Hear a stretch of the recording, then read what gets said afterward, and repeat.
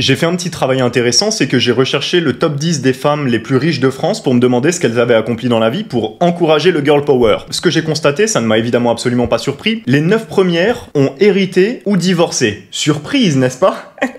Si je suis honnête, il y a une femme dans le top 10 qui peut-être a participé à la propre création de sa fortune. D'une, c'est la 10e. De deux, elle a cofondé l'entreprise avec son mari. Et de trois, on n'a aucune info sur quelle part du capital il a apporté, etc. Donc potentiellement, si on laisse le bénéfice du doute, peut-être que la 10e, elle a contribué à sa propre fortune. Toutes les autres ont hérité. Et moi, je me pose une question parce que j'entends quand même assez souvent des femmes qui cherchent à donner l'impression que la femme est aussi importante que l'homme. Alors, parlons de la définition de l'importance.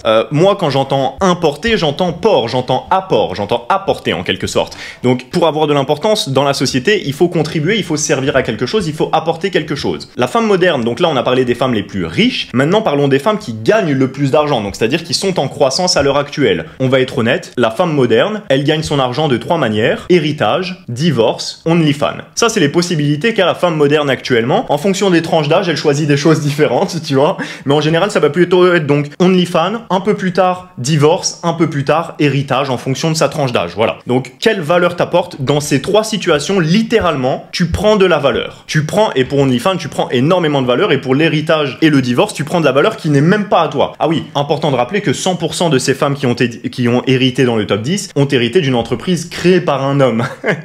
Donc, à partir de là, moi, je ne fais pas partie des gens qui demandent aux femmes d'apporter autant de valeur, je critique simplement les femmes qui disent qu'elles le font. Pour moi, demander à une femme d'apporter autant de valeur dans la société, ce serait comme demander à un enfant de 6 ans de le faire, tu vois. L'enfant de 6 ans, il va lui falloir 20 ans de plus pour apporter la moindre valeur. La femme, il faudrait qu'elle se réincarne si on voulait qu'elle serve à quelque chose économiquement. Maintenant, deuxièmement, ne parlons même pas, je pense, de la construction d'infrastructures. Parlons directement de l'apport social potentiel de la femme. Quel est l'apport social de la femme actuellement? Et ça, absolument tous les hommes le constatent de par le développement de leurs relations avec des femmes, que ce soit amoureuses ou non, simplement dans la vie. Il n'y a qu'une femme pour penser autant à soi. Hein. Il y a d'ailleurs, je pense que les plus gros manques de respect que tu as subi par la parole dans ta vie, ça a toujours été de la part d'une femme, de par le fait qu'elle ne subira jamais de conséquences physiques. Et donc, elle est biaisée à vivre dans un monde où tu peux juste dire tout ce que tu veux, et encore plus maintenant, carrément, ne plus avoir de respect pour ton propre corps et bafouer ton propre nom de famille puisqu'il n'a plus aucune valeur à l'heure actuelle. Alors, à qui la faute? Ça peut être la faute de la société, ça peut être une volonté de la part, disons, des élites de décrédibiliser les noms de famille, de casser la notion de famille. Ça, je suis complètement d'accord que c'est possible, mais il n'y a qu'une femme pour accepter de le faire. N'importe quel autre homme se battrait pour conserver cette importance-là. D'ailleurs, encore maintenant, les hommes se suicident 2 à 4 fois plus que les femmes, ce sont les statistiques, et l'écart se creuse de plus en plus avec les années, là où on nous parle constamment de la santé mentale féminine et jamais de la santé mentale masculine. Comme si les hommes étaient perçus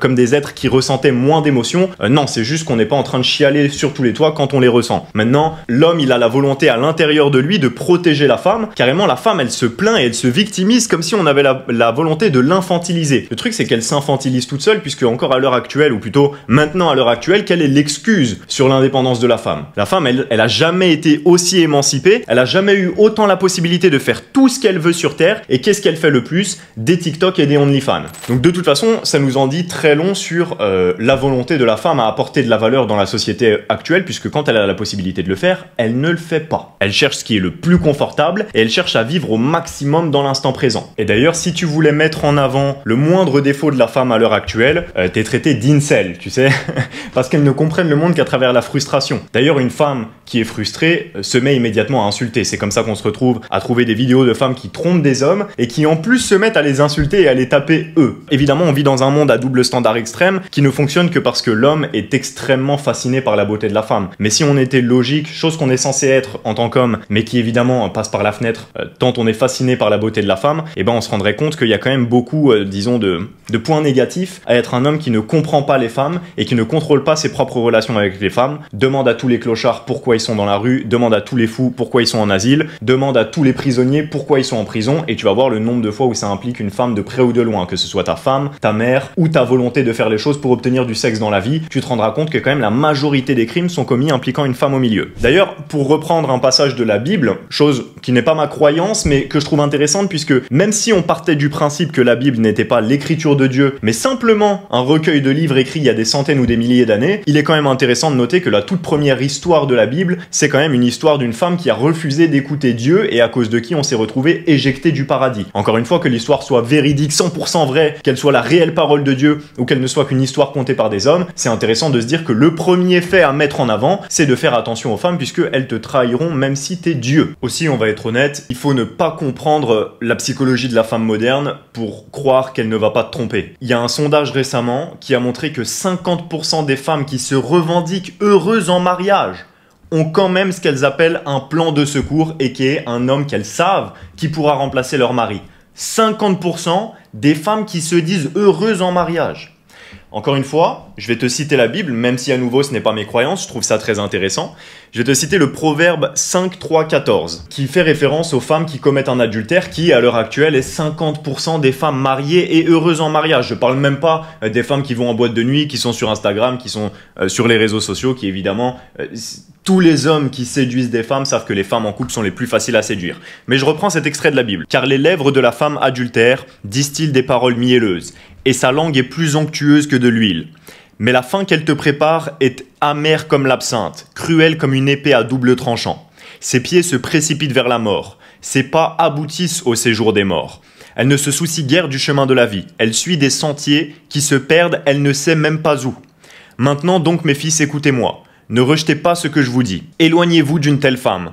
Et ne vous approchez pas de l'entrée de sa maison, de peur que votre dignité devienne la proie d'autrui, et les années de ta vie, celles d'un homme cruel, que des étrangers se rassasient de ce que tu as produit par tes efforts, et que le fruit de ton travail se retrouve dans la maison d'un autre, de peur que par la suite tu gémisses, alors que ton corps tout entier sera épuisé, et que tu te dises « Comment donc ai-je pu haïr l'éducation? Pourquoi ai-je dédaigné les avertissements? Pourquoi n'ai-je pas écouté ceux qui m'ont enseigné, ni prêté attention à ceux qui m'instruisent? Me voilà vite tombé dans le pire des malheurs, au milieu de l'assemblée du peuple. » Et qui est, en tout temps, à travers toutes les cultures, dans toutes les époques, il était déjà le cas de se dire « Méfie-toi des femmes qui commettent l'adultère, elles vivent en freestyle. » Et elles te feront subir toute la négativité du monde du fait de ne jamais avoir eu à assumer des conséquences. Alors que pour toi, les conséquences émotionnelles sont très lourdes. Je pense que, ne serait-ce que par les mots et le champ lexical employé dans ce proverbe, on ressent les émotions que tout homme a déjà ressenties. Je sais pas si ça t'est déjà arrivé de te retrouver dans cette situation, j'espère pas, mais encore il y a 1 heure, littéralement, j'étais en train de travailler dans un café, de prendre mon petit déjeuner, et il y avait une femme à genre, quoi, 1m30 de moi, en face de moi, vraiment à une table collée, avec son mec juste à côté. Et elle me fixait éhontément devant son homme tout le long du repas. Tout le long du repas. Et au départ du repas, elle ressentait un petit peu de honte à faire ça. Puisqu'une femme, bon, je vais pas rentrer dans la séduction, etc. Mais au départ, elle m'a regardé. Les femmes, elles te voient. Hein. Quand tu regardes une femme et qu'elle te regarde pas, elle t'a vu, c'est que tu lui plais pas. Je te fais gagner beaucoup de temps. Mais bon,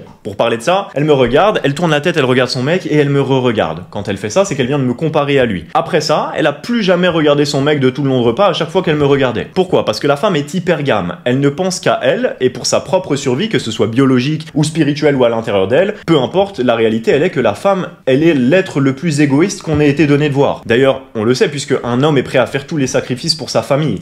Et c'est en ça qu'on voit que 80% des divorces sont poussés par les femmes. Et les femmes en général, quand on met ce fait en avant, elles disent « Oui mais c'est parce que c'est les hommes qui nous torturent mentalement ». Bah alors comment ça se fait que dans les mariages lesbiens, il y a 2 fois plus de divorces que dans les mariages gays? Si ça vient de l'homme, comment ça se fait? Quand t'as 2 lesbiennes qui divorcent, c'est la faute de quel homme du coup? Donc c'est les femmes qui sont impulsives, qui suivent leurs émotions et qui le font par égoïsme. D'ailleurs, une femme divorcera parce qu'elle ne se sent pas bien, d'accord? C'est toujours une question d'elle. Un homme, lui, reste dans un mariage qui le rend malheureux, fait des compromis sur le fait qu'il n'obtient absolument pas de sexe, alors que c'est l'une des raisons les principales pour lesquelles il s'est marié avec la femme, que sa femme lui manque de respect la plupart du temps devant les gens et que plus le temps passe, plus elle se masculinise et plus lui se féminise, au point où soit le mec il se met à parler de moins en moins, soit il se met à avoir de plus en plus des traits de victime sur le visage quand il est marié. Et ça, aucun homme ne peut le nier. Seule une femme niera ce que je suis en train de dire. Encore une fois, comme j'ai dit précédemment, puisque quand elle est battue par la logique, elle se met à insulter et à être émotionnelle, puisque son terrain n'est déjà pas la logique, mais en plus, puisque très peu de choses vont en faveur des femmes à l'heure actuelle, qui prennent la décision d'une vie hédoniste, qui en plus les dessert. Mais bon, ça va se modifier à l'avenir, rassurez-vous, puisque au-delà de l'âge de 40 ans, quand la femme perd son principal atout, qu'est sa beauté physique, je peux vous dire que la vie prend une saveur différente. Et ce dont elle ne s'est pas rendu compte en méprisant les hommes, en apprenant absolument aucun skill réel, en pensant qu'elle pouvait avoir des skills, disons, d'entrepreneur et arriver à faire son argent par elle-même, le tout en apportant absolument aucune valeur dans la société, ce que font 99% des femmes entrepreneuses en ouvrant des salons de coiffure ou des salons de, comment ça s'appelle, d'ongles ou de pose d'extension de cils, et ou le reste du temps en ouvrant des OnlyFans, et ben elle va vite être déçue en arrivant à 40 ans quand plus aucun homme dans la rue ne la regardera jamais, là où les hommes qui auront suivi des conseils de développement personnel, de croissance, de se mettre sur eux-mêmes et de travailler en direction de leurs objectifs, auront toujours le choix chez des femmes de 20 ans, 22 ans ou de tous les âges qu'ils voudront, et ils pourront avoir les femmes les plus belles qu'ils ont jamais eues de leur vie, même à 40 ans, alors que les femmes n'auront plus accès à la moindre validation masculine, puisqu'elles en auront abusé quand elles étaient trop jeunes en croyant que ça resterait éternel, la femme étant un être qui vit dans l'instant présent et ne prend pas en compte la logique, la rationalité et le fait que rien n'est éternel. Donc en tant qu'homme, la solution que tu as face à ça, ce n'est pas forcément que de blâmer les femmes, mais de te rendre compte que toi, le chemin que tu dois prendre en attendant, c'est de te concentrer sur faire des choses positives, puisqu'il n'y a aucun intérêt à pointer du doigt les gens qui font des choses négatives si tu fais la même chose, et si tu cherches à n'apporter aucune valeur, et si tu critiques les femmes, mais ne passes pas ton temps à faire des choses positives pour le monde, bah t'es aussi quelqu'un qui n'apporte pas de valeur positive. L'avantage, encore une fois, comme je l'ai dit, c'est que la beauté de l'homme, qu'elle soit même physique ou dans son apport spirituel ou dans son apport de valeur dans le monde, elle se construit. Tout comme en entrepreneuriat, comme j'ai dit, la majorité des hommes qui font beaucoup d'argent, même parmi ceux qui ont hérité, ils ont quand même construit leur entreprise. Parce que tu vas me dire, Bernard Arnault, bah oui, tu parles des femmes qui héritent, mais Bernard Arnault, son père, il était riche aussi. Oui, mais c'est pas son père qui a fabriqué LVMH à Bernard Arnault. C'est lui qui a amené de j'hérite, j'ai de l'argent à je crée un empire colossal et je suis l'homme le plus riche du monde. Là où toutes les femmes qui ont hérité de la fortune dans l'état actuel et n'ont rien construit par-dessus cette fortune ou ont été placées à des postes de pouvoir par leur père ou leur grand-père qui était un homme et qui a fabriqué l'entreprise. Donc c'est là la différence. C'est que même en entrepreneuriat, même les hommes qui ont hérité, ils ont construit leur valeur. Et c'est ça qui leur a permis d'arriver à être des statuts de légende ou de grands entrepreneurs au minimum. Et en tant qu'homme, ta beauté, elle se construit aussi. Puisque t'as des hommes, des combattants notamment, qui peuvent devenir de plus en plus beaux avec le temps, justement grâce à leurs cicatrices. Et la beauté de l'homme, elle se porte par justement le fait d'accumuler les cicatrices et de quand même traverser les épreuves de la vie. C'est le respect qui est la beauté de l'homme. Le fait qu'une femme te respecte, ça lui fera te désirer beaucoup plus que le fait qu'elle t'aime. Combien de mariages ou de couples où les femmes elles disent je l'aime mais nanana. Je l'aime mais nanana. Il n'y a qu'un homme qui est aveuglé par l'amour. L'homme il n'est aimé que pour ce qu'il apporte. Et l'avantage de ça, c'est que ça lui permet d'avoir l'opportunité de se dire ok, que je sois content ou pas, il faut que j'apporte quelque chose pour être considéré comme un homme de valeur. Et donc, il faut que je travaille à développer ma valeur. Il faut que je travaille à apporter de plus en plus de choses. Et donc là, il faut que tu sois honnête avec toi-même et que tu te demandes qu'est-ce que je veux apporter dans la vie. Puisqu'il y a des hommes qui ont la flemme de faire ça. Évidemment, je pense que beaucoup d'entre nous on a la flemme. Moi-même, j'ai commencé ma vie par être un gros flemmard. Jusqu'à ce que je comprenne que je pouvais continuer d'être un gros flemmard. Par contre, il allait falloir que je souffre pour le reste de ma vie du fait d'être un homme qui n'apporte aucune valeur et qui n'a rien et qui observe les hommes rafler tout le reste. Puisque la loi de Pareto veut qu'une minorité d'hommes ont absolument tout dans tous les domaines, que ce soit sexuellement, relationnellement, financièrement, intellectuellement, en termes de liberté géographique, de voyage, etc. Une minorité d'hommes possède absolument toutes les ressources. Et donc si je voulais faire partie de cette minorité d'hommes, il allait falloir que je fasse ce que la majorité des autres hommes ne font pas par définition. Ce qui n'est vraiment pas grand chose, puisque beaucoup d'hommes se féminisent. La société à l'heure actuelle, justement puisque les femmes et les seules femmes politiques connues se battent pour la propre cause des femmes, et ben la cause féminine avance. Et c'est là où on a des lobbies qui mettent en avant le wokisme et ce genre de choses, peu importe le fait que ça n'apporte aucune valeur. La femme ne cherche pas à apporter de la valeur, elle cherche à prendre de plus en plus. C'est aussi pour ça que très peu de femmes sont passionnées par l'ingénierie, mais plutôt par des tafs de conservation type secrétariat, assistanat, etc. qui ne créent aucune valeur, mais qui au mieux apaisent la situation, puisque c'est là où elle est la meilleure. Elle n'est pas la meilleure dans la construction, dans la création et dans le mouvement, ça n'est pas là le propre de l'énergie féminine. Et donc toi en tant qu'homme, si tu veux te complaire dans ton énergie masculine, et donc attirer des femmes beaucoup plus féminines dans ta vie, mais même ne serait-ce que exploiter la beauté de ta propre vie et de ton propre potentiel, il faut que tu travailles en direction de ta croissance personnelle en faisant des choses qui te semblent difficiles, parce que la vie de tous les hommes est difficile. On n'a pas la validation gratuite sur Instagram, notre valeur elle est acquise à travers le travail, le charbon, la persévérance et la concentration en direction de nos objectifs et le sacrifice, pendant que tous les autres jettent leur jeunesse et leur énergie à la poubelle à travers l'alcool et les soirées, et que toutes les femmes jouissent de la gratification immédiate de croire que leur beauté sera éternelle alors que ça ne sera pas le cas. Et justement parce que ça nécessite du discernement, de l'intelligence et des sacrifices que de comprendre ça pour un homme, c'est la raison pour laquelle l'univers nous récompense en nous donnant absolument tout. Alors charbonne et t'auras absolument tout. Par les pauvres. Je m'en fous des pauvres. Hein.